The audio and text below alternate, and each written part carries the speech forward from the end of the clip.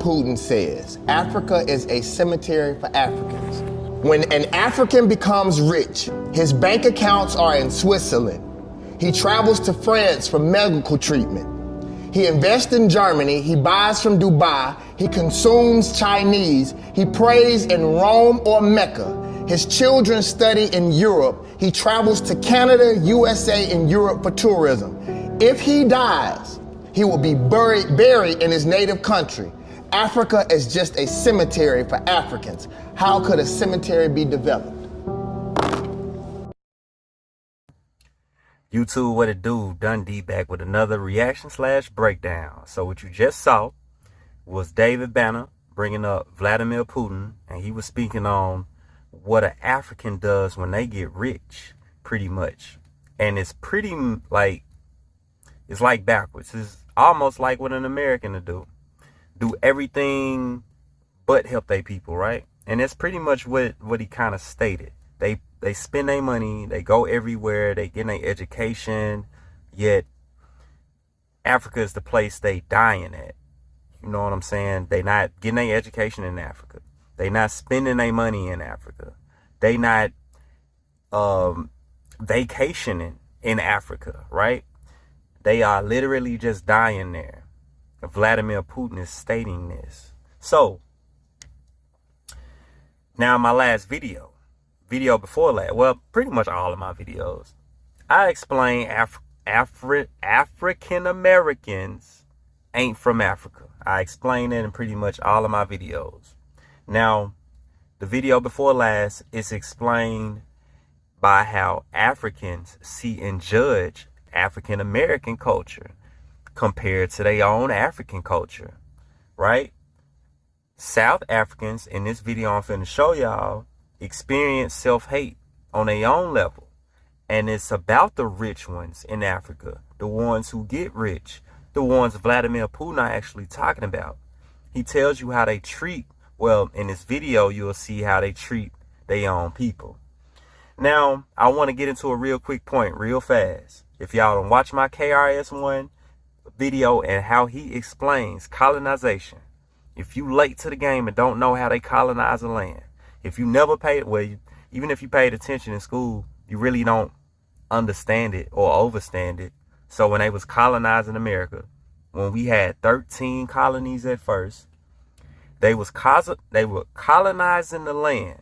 And KRS-One explains, when you colonize a land, in order to actually get the colonies going, you have to pick the poorest people of the land, not royalty of the land.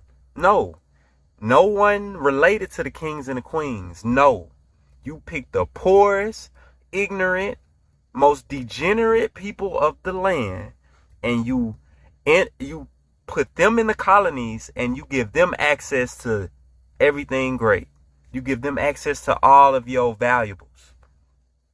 You let these people have positions of power in the colony and watch how they sell out the other people of the land. This is just how it works. Before the 13 colonies became states, before they estated all America, before they estated America, just like they did Europe, they estated it, but we call America United States though.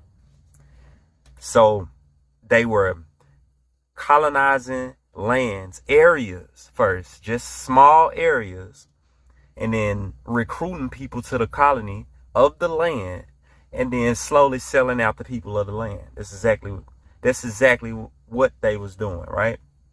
So that was a real quick history lesson, history breakdown. A lot of people don't understand colonization because they think they came from somewhere else.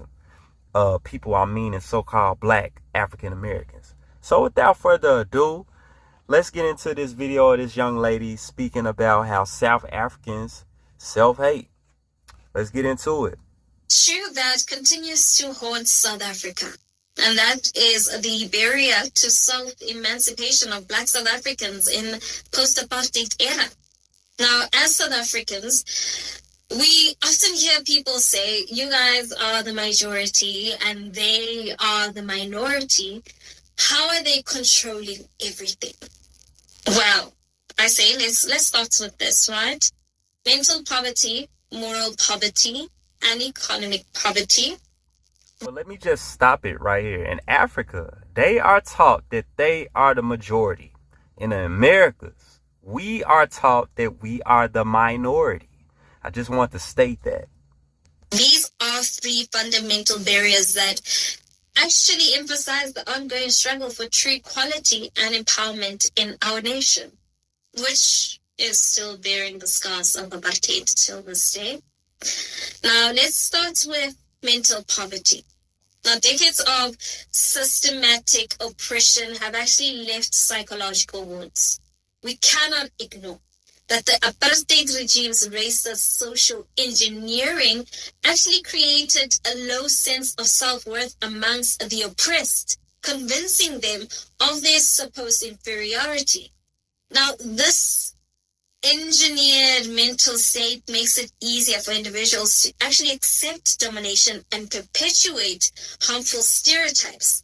Mental poverty manifests as learned helplessness, and years of brainwashing and programming have actually persuaded many Black South Africans that they are inherently lesser.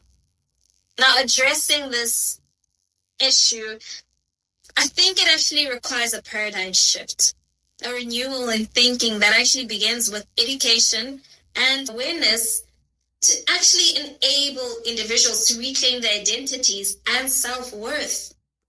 Okay, let me stop her here. Okay, I completely agree with what she just said.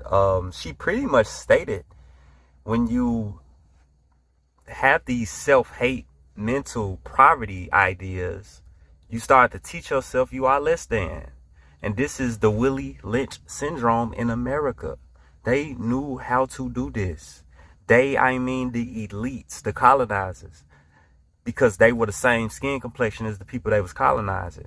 They understood how to get the people to think less than, how to get the people to make. They understood how to make the people of the land think of themselves as less. In the Americas, it was telling us that we were slaves. In Africa, I guess it was just the self-hate syndrome itself, because they actually taught them people that they are the majority. They reversed it in the Americas. They told us that we are the minority, which I don't believe. But mental poverty is pretty much the Willie Lynch syndrome in my eyes, and how you get the crab in the bucket mentality, create these small opportunities for the so-called few people that can get it and watch them fight for it. And while they think of themselves as less, they will treat themselves as less. That's why another race is able to have a supremacy complex over the so-called black person. Now, that's my whole idea about when you call yourself black, when you call yourself Afro-American. Now, the Africans, that's something different, because I'm not sure if they call themselves black. But if they call themselves African, that's fine, because they are from Africa. Ain't nothing wrong with that. But calling themselves black, that ain't it. Calling us Afro-Americans, that ain't it. We should be calling ourselves just strictly Americans, right? So, with that being said, I'm going to let her get into her next point. Alrighty, let's get into it. Next, we move to moral poverty. Now, this is a lack of moral courage to actually stand against injustice and defend what is right. Now, this is glaringly evident in the behavior of our parliamentarians, where black politicians prioritize self-interest over their citizens' interests. Now, Parliament, ideally, which is the projection of the people's will, Let me just stop her real fast. She talking about the so-called black politicians over there in Africa are not helping the people that look like them. They not. The black leaders must recognize that as long as they are morally impoverished, they will never eradicate the material poverty affecting their communities. True leadership requires integrity, bravery, and an unwavering commitment to actually combat justice. Now, when leaders defend the indefensible, they actually betray the trust of citizens who elected them. And I think that we need leaders who are willing to challenge the status quo, willing to sacrifice personal gain for greater good. The fight against moral poverty is the fight for the soul of our democracy. And this is the biggest problem we have in the Americas. We can't find politicians who gonna help us. And if we do, they eventually get bought out, right? They're not set up to so-called help us out. And she's saying that in Africa. South Africa is set up the same way. The people we are voting for could care less about us. Wherever you at watching this video, wherever so-called black town, black city you live in, that black mayor, the black prosecutors, the black judges, the black lawyers don't give a fuck about the regular people in their community. It's all about them. It's all about their immediate families, they families that they done got out of poverty. They done went and did the system, so they good. It's the capitalism, right? You choose to be broke or not. Yet, if everybody wanted to play the game, it ain't enough chairs for everybody to sit in. That's money. Money is literally musical chairs, bro. If you don't understand how money works, the more money someone else has, the less another person will have. And it's not enough money to go around. It's not. Y'all can say that. Businessmen say that. It's literally not. They know how this shit works. YouTube like this. If certain people start talking about the same thing too much, it get oversaturated. And then it has to shift. It has to change. You got to move on. When some get oversaturated, the value and the quality dramatically drops down. It gets watered down, literally, right? It ain't good no more when everybody doing it. It's the same thing when it comes to it. When it comes to everything, right? You can't have everybody doing it. You just can't. The people who needs to be doing it got to be the only ones doing it, or else it gets oversaturated.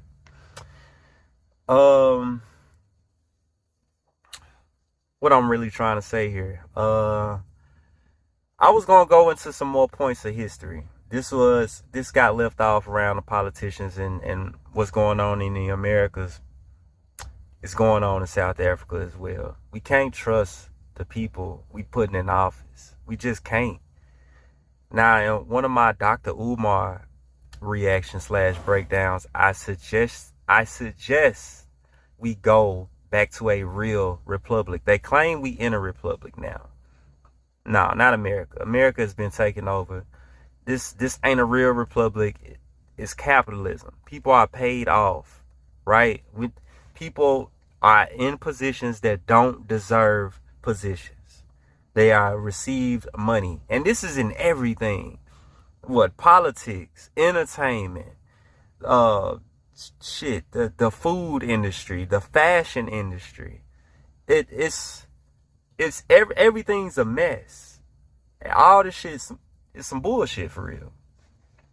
It's all based off greasing palms, greasing elbows. You know what I'm saying? Or rubbing elbows and greasing palms. However them sayings go. I don't know how them sayings go. But yeah, that's that. This video ain't too long, y'all. I just wanted to hit them 2 points. Them 2 points she talked about. I think she goes into another point. Let's see. Hold on 1 second. Now, finally, we confront the economic poverty, right? Now, this is probably the most visible legacy of apartheid. Racially engineered economic exclusion has actually left Black South Africans disproportionately impoverished with limited access to land and economic opportunities. The October 2022 World Bank report actually describes South Africa as one of the most unequal society globally, where a tiny fraction of the population controls the vast majority of the wealth, which is absolutely insane, right? And economic apartheid actually remains a harsh reality, with the land issue at its very core. Now, addressing economic poverty actually requires a bold political action and legislative reforms that ensure equitable land distribution and access to opportunity. It's about dismantling the structures of economic exclusion that have persisted for decades, ensuring that all South Africans can participate in the benefit from the economy. Now, 30 years of... Okay, I think I'm gonna stop it there. She made some great points about the poverty, in South Africa, and not just physical poverty, mental poverty, and other things of that nature. Bringing up how the so-called politicians, that's the same blood that look like them, are not truly caring about the greater good of their community. It's all a pyramid scheme, y'all. It is. Even over there, they playing this pyramid scheme. If y'all stayed this far for the video, I know in my last video I said I was going to talk about the Russian icons and the Black Moors, right? Well, if you made it this far, my next video is going to talk about, I'm going to go into it first thing. We just going to start the video flat off just like that, right? I just had to get this out since this was on my list. Like, when I make notes for a video, I feel like I gotta go and do it, because I don't know, if I try to skip over it, something in my brain like, you just did all that work for no reason. Go and do that last video you had jotted down. So yeah, that was my notes, giving y'all this my so-called opinion on how I think about the so-called Africans and what's going on in so-called Africa, and that's my opinion on it. And how I feel about the so-called Afro-Americans, and how we not those people, right? How we not even from there. Now, my next video to come, how we talking about these Russian icons and Black Moors, we gonna get right into it, describing these people and who they are, their culture, and how we got to the Americas. We gonna break down all of that in this next upcoming video. Y'all stay tuned. Bear with me. Like I said, it's hard talking about this stuff, y'all. I'm passionate about talking about it. But, man, look, it's like a locomotive trying to take off, y'all. I'm probably going to be another year really getting this ball rolling, this train moving. So, man, if y'all messing with me, hit that like button, hit the subscribe button, and hit the notification bell. And I'm going to try to drop as much as I can. Doing this for the people who really rocking with me. We're going to go in, y'all. This is Dundee. I'm out. Peace.